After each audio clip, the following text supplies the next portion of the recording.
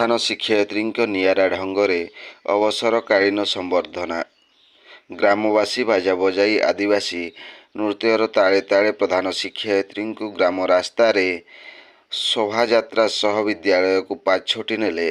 सहकर्मी और शुभेच्छु माने तांका सह फोटो मध्य उठाइथिले। निजे अवसर ग्रहण करुथिबा ही प्रधान शिक्षयित्री केन्दुझर जिला घटगां ब्लॉक ढेंकीकोट अंतर्गत भंजटीपुरा प्राथमिक विद्यालयर प्रधान शिक्षयित्री प्रतिमा पंडा बजाररू किणी आनिथिबा शाढ़ी और वस्त्र ग्रामर 10 जन वृद्ध वृद्धांकु देई सेमानक ठारू आशीर्वाद ग्रहण करिथिले।